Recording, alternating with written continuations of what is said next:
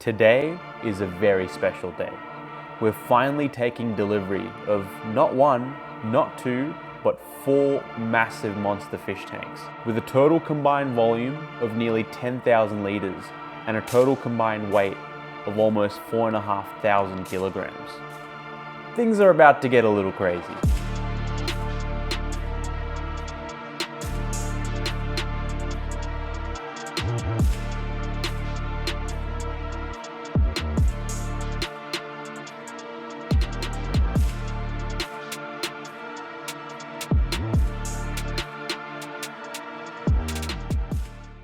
Welcome back to Obsidian Exotics. So you remember that monster fish breeding facility that I was meant to set up about a year ago? Well, today we're finally getting some of the tanks arriving for the setup.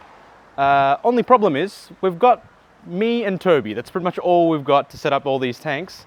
Today we're only unloading it because it's physically impossible for us to actually get it into position or anything, because there's going to be 2 10 by 4 by 3 foots, which is probably going to weigh over a ton each. And then we also have 2 8 by 3 by 2.5 showing up as well. We've already marked the ground. There's Toby in there, by the way. Say hello. This is going to get interesting. Yeah. We've literally just me and him and probably 3.5 tons of tank to be moved. We did manage to arrange for a forklift to show up to help sort of get it off the truck at least. But once it's there, it's probably just going to stay in my driveway until I can arrange enough people to actually come and move it all into place. All that's happened in here so far is literally, like, I've marked the ground. I don't know if you can see, but that's where the 10 foots are meant to go. So this marking there, that's where the 10-foot rack system's going to be. And then back there where that couch is, that's where the 8-foot rack system's going to be. But obviously the stands aren't here yet, so until they show up, I can't do anything. But so far, the only tanks in the fish room are these 5-foot setups. So these are 5 by 2 by about 2.5 tall. Same as this one. So they're all side sumps. We did have a slight issue with one of these where we did have a cracked brace. I think it's this one here. Yeah, so it did show up with a cracked brace. I don't know if you can see it. There we go. Yep, there. But yeah, we can just easily swap out the brace on that one. But that one is basically going to be set up just on this wall. So right above where this one is.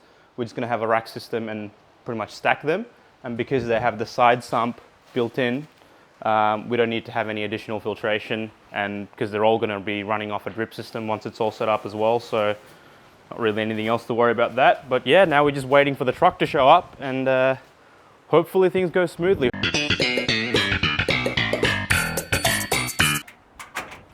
Right, so we've already run into our first obstacle for the day. We've just called the driver, wondering where he is, and he's broken down a few k's away down at the shops. So now the other truck's on the way and the tanks are loaded onto the back and we have nothing to unload it with, so wish us luck. Hopefully when the other truck gets here we can wait around and see where this guy is, but hopefully we don't have to order a tow truck for the other truck to bring the tanks here. Hire a tow truck for the truck to get here so you can get the forklift so you can get it off the truck. So we can lift it off the truck. Well, this is fun. We'll see how we go.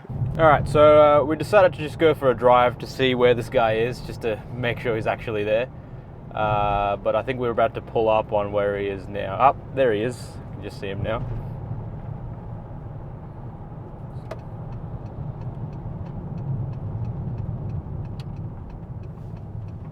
Yep, he's broken down all right.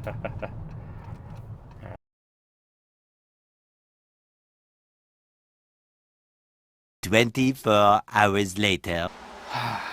Okay, let's try this again, shall we? So hopefully today I'll be receiving all my tanks, and hopefully the forklift can actually arrive today and help unload everything. Yesterday we tried to arrange for the crane truck. Obviously that didn't work out because the truck broke down like 3 k's from my house.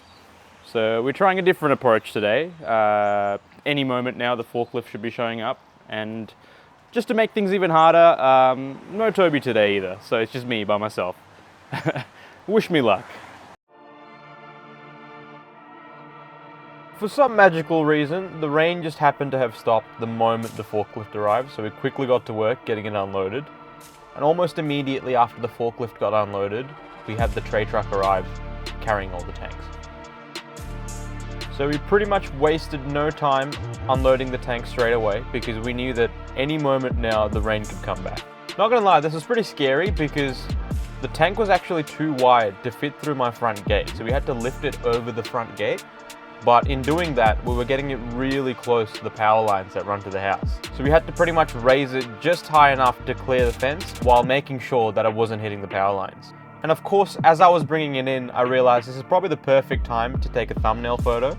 So I quickly ran to my house to annoy my wife to come out and take some photos for me. After that though, we quickly got back to work because there were still 3 more tanks to be unloaded.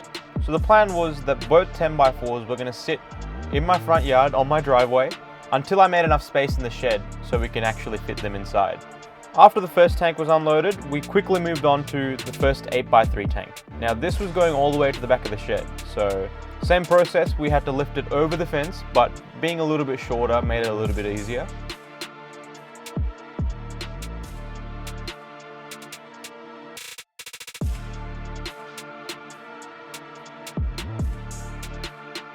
And then the tricky part with this was that the gap between my house and the next door neighbor's fence is really narrow as it gets closer to the shed, but we just managed to sneak it past.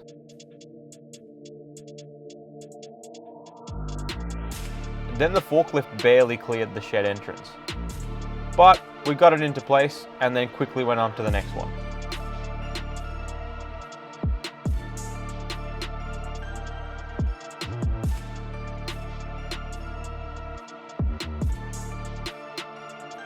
Now this part got even trickier because the forklift couldn't actually reach across the bed of the truck to be able to pick up the 2 remaining tanks on the other side.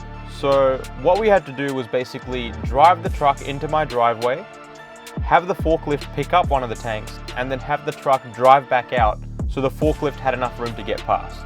Now in theory, this doesn't sound too complicated, but the only problem was that every time the truck had to back up, it was backing up onto a main road where there was at least 10-15 cars that would get blocked off. So we had to work really quickly to make sure we weren't causing too much traffic. Once the truck was out of the way, the second 8x2 was quickly placed in the shed right next to the first one.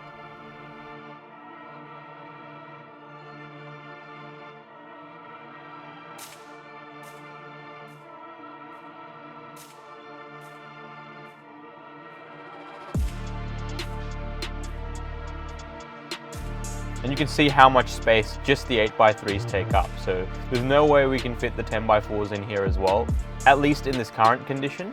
So as soon as I get the 8x3 set up, I could move the 10x4s into the shed as well. And last up, it was time for the final 10x4 tank.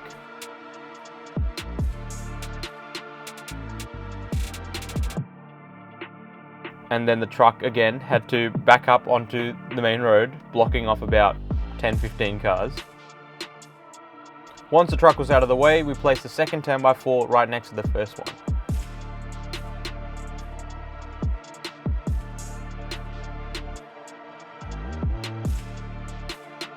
This is a pretty crazy sight to see because there's 20 foot of tank lined up in my driveway. Like, it's pretty much half the length of my house. I can't wait to get these set up. Then we quickly grabbed the tarps that were used during transport to cover up the 2 big tanks that we're going to set up in the driveway.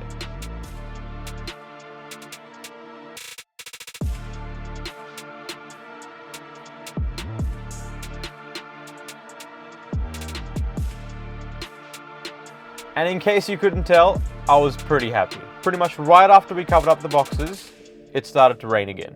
Now, this goes to show how crazy Melbourne weather can be, because it went from looking like this to looking like this within 30 seconds. Who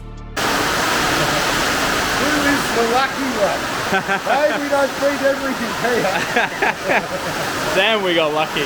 That is insane. Holy crap. Yeah, right on time. But hey, at least the tanks are finally here. The plans I made over 1.5 years ago are finally coming to life. Now, I do need to give a massive shout out to Greg, the owner of Coburg Aquarium, who helped me get all these massive monster tanks. For those of you who don't know, I actually used to work for Greg at Coburg Aquarium for over 7 years. I basically grew up there. And during my time there, I learned so much about owning and running an aquarium business in Australia. And even though it's now been a couple years since I stopped working at Coburg Aquarium and running my own business, I still have a really great relationship with Greg and everyone else at Coburg Aquarium. So I'm super grateful to be able to maintain my friendships, even though now we're technically in the same industry and we've both got our own businesses.